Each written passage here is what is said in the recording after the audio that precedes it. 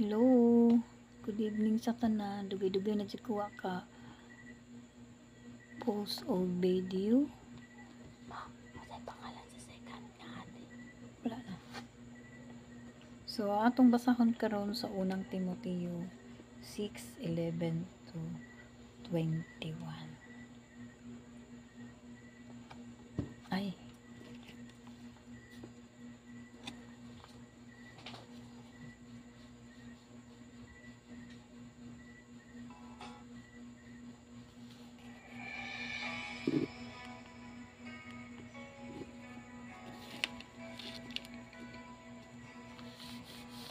atong basahon before that.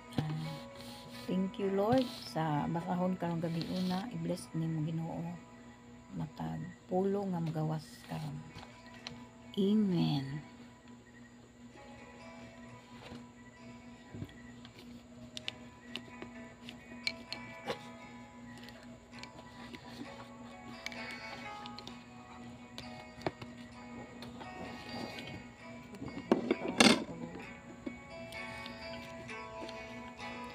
Mga pahimangno, apan kay ikaw iya man sa Dios ni kay kining tanan, paningkamuti nga mahimo kang matarong.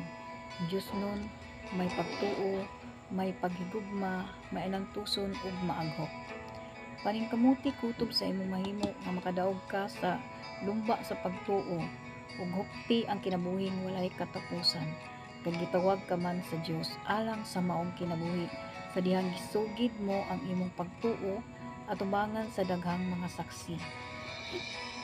Sa atubangan sa Dios nga maoy naghatag og kinabuhi sa tanan ug sa atubangan ni Kristo Jesus nga misaksi sa kamatuoran atubangan ni Poncio Pilato. Gisugo ko ikaw sa pagtuman sa tanan nga kinipabuhat kanimo. Matnguni nga dili kini kabulihan ug dili masaway hangtod sa pagbalik sa atong Ginoong Hesukristo. Ipadayag siya sa Dios sa tukmang panahon. Siya ang Dios nga dalaygon ug bugtong magbubuhat, ang hari sa mga hari ug ang Ginoo sa mga ginoo. Siya lamang ang walay kamatayon ug nagpuyo sa kahayag nga dili maduol. Wala pagyoy nakakita kaniya nga walay gayoy makakita kaniya. Ipahinungod kaniya ang dungog ug walay katapusang gahom.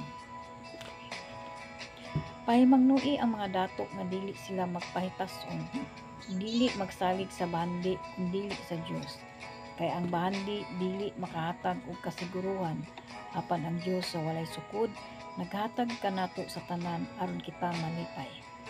Sutihi sila sa pagbuhat og maayo, sa pagpadato diha sa mga maayong binuhatan, sa pagkamahinatagon ug sa pagtabang sa uban. Niining bagiha makatigom sila og bahandi nga mahimo nilang lig-on nga sukaranan alang sa maabot nga maangkon unya nila ang kinabuhing walay tuod. Matuod. Timoteo, matnguni ang gitugyan kanimo. Likayi ang mga sulti-sulti sa dili Dios nun. Ug ang binuang nga mga pag naglalis na gitawag og kaalam, apan dili day tinuod nga kaalam. Kay may pipila nga nagpatuo nga nagbaton sila niining maong kaalam. Ug tungod niini nangapakya sila sa ilang pagtuo. Ang grasya sa Dios maguban kanimo. Maura na itong mga pulong karong gabi una mahigsoon. Nindot kaya mga pulong nga nagpahimangno kanatong tanan.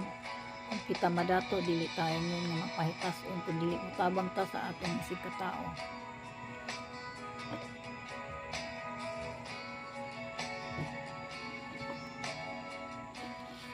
Dili na lang ko to. Daghang salamat guys.